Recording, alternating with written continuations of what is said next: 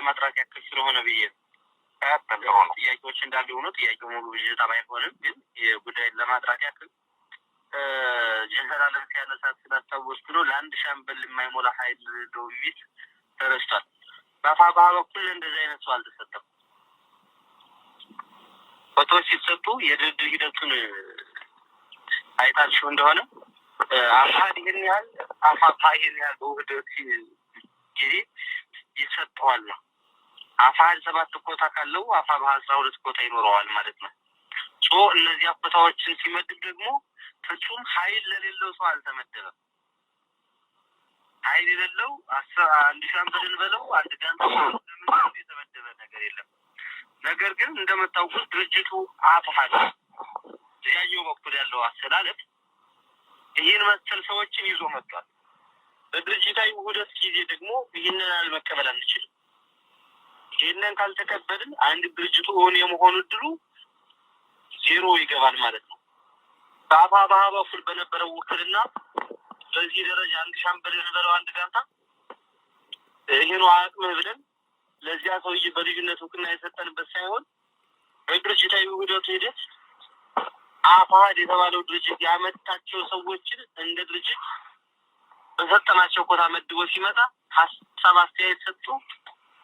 የጠየቁትን ቦታ ተከላክሎ ምደባዊ ማድረግ ስራ ነው። ሙሉ በሙሉ አልቀበልም ማለት አልቻለም። ምክንያቱም ለምሳሌ ድርጅቱ ሊቀመንበር የተባለው ላይ ጥያቄ ነበረ። አመሰግናለሁ ጀነራል። እናንተ ካላችሁት የተለየ ነገር ባይኖረኝም እኔም አጭር ነገር ተናግሬ የሚተርፍ ነገር ካለ ወይም የቀረ ነገር ካለ ደግሞ ያለመስዋዕት ነገር አንዲት ነገር አለች። እሷን ማንሳት ፈልጌ ነው። ቀጥልኝ ሰሜን። አይጥሩ ምናልባት እንደው ብዥታም ስለሆነ ለማጥራት ያክል ስለሆነ ብዬ ጥያቄዎች እንዳሉ ሆኖ ጥያቄው ሙሉ ብዥታ ባይሆንም ግን የጉዳይን ለማጥራት ያክል ጀነራል ያነሳት ስላስታወስኩ ነው። ለአንድ ሻምበል የማይሞላ ኃይል ዶሚት ተረስቷል። በአፋብኃ በኩል እንደዚህ አይነት ሰው አልተሰጠም።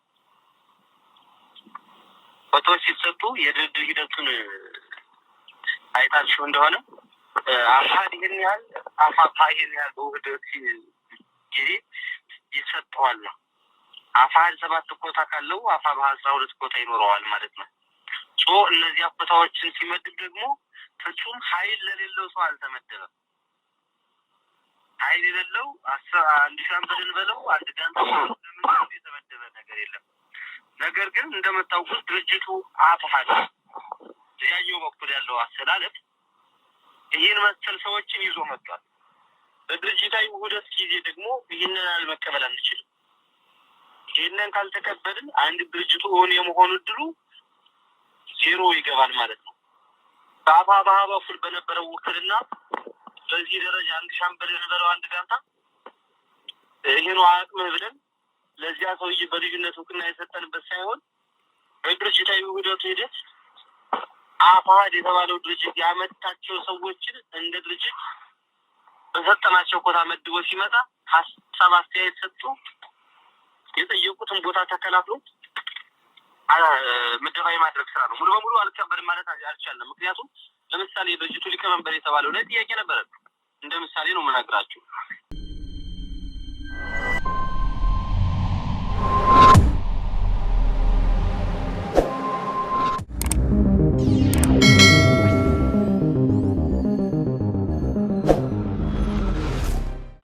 ጥያቄ ነበረን አይደለም ፖሊስ ቢሮ ሌላም ጥያቄ ነበረ። ነገር ግን ውህደት እየፈጠር ነው ያለ ነው እሱ ከሚመራው ድርጅት ጋር ነው።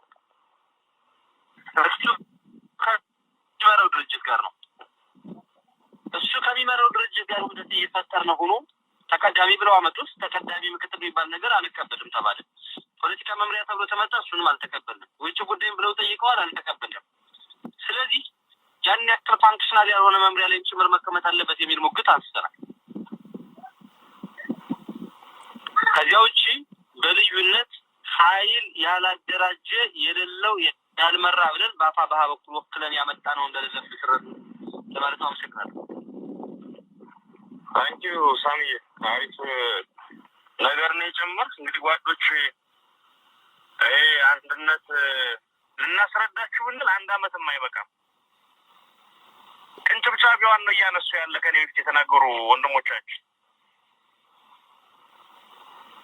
እንደተባለው አንድነቱን ለማምጣት ሲባል የአማራ ህዝብ በድሏል ብለን የምናምነው ግለሰብ ጭምር መሪው ልታገኙ ትችላላችሁ። እንደተባለው የተዋሩት አፋባና አፋድ ስለሆኑ 50 ሰው ይዞ ግን የአንድ ህዝብ መሪ ስለተባለ ብቻ ስሙን ትናንት አይታችሁት ይሆናል። ለምንድን ነው ያደረግነው? ልክ ሆኖ ነው? በፍጹም አይደለም። ከሪያሊቲ አኳያ ግን ፖለቲካ ነው። እንደምታውቁት ዝም ብዬ እኔ የነበርኩበትን ቀጠና ለምሳሌ ላንሳ።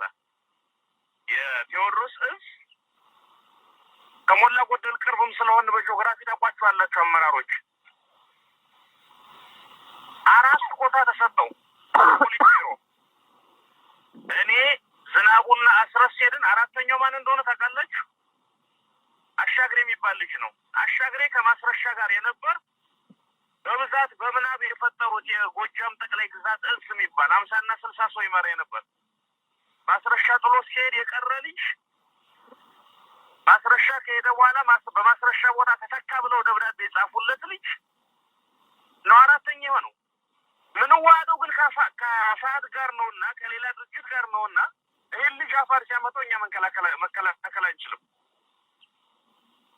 ማስረሻ ከነተፈጥሮም ጎጃም ላይ አልነበረም። የጎጃም ትግል አይመለከተውም። ለምንድን ነው ለአንድ ሰው ኮታ ምንሰጥ? ይልቁንም ሌላ አመራሮች እኮ አሉን አላለም። ታውቋቸዋላችሁ አመራሮች። ግን ግድ የለም ይሆን 50 ሰው ይኖረው 30 ሰው ይኖረው ያፋ ባባ ይሆንም ሳሚ እንዳሉ ባፋድ በኩል ስለመጣ ይሁን ብለን ለጎጃም ከተሰጠ 4 ቦታ ላይ 4ኛ አድርገን የወሰድነው። ስንት ወታደራዊ አመራር አለ ቴዎድሮስ እዝ ላይ? ስንት ፖለቲካዊ አመራር አለ ቴዎድሮስ እዝ ላይ? ለቴዎድሮስ ያነሳውትን ገልብጡና ወሎ፣ ሸዋ፣ ጎንደር ወሰዱት። በዚህ መሃል ወትሮውንም ስራ አስፈጻሚና ማዕከላዊ ኮሚቴ ላይ ኮታ ይሰጣቸዋል፣ የሆነ ቁጥር ይወከላሉ የሚል ስምምነት ስለነበር እውነት ለመነጋገር አሁን ቆጣ ብላችሁም ጭምር ስታነሱት ተደናግጠን ከማሰብ ውጭ በንጽጽር በቁጥር ማን ምን ያክል ይመራል በሚል አይደለም። ቅድም ነገርኳችሁ 50 ሺህ የሚመራውም 50 ሰው የሚመራውም በተለያየ ድርጅት በኩል ስለተገኙ እኩል ፖሊስ ቢሮ ውስጥ ታገኟቸዋላችሁ።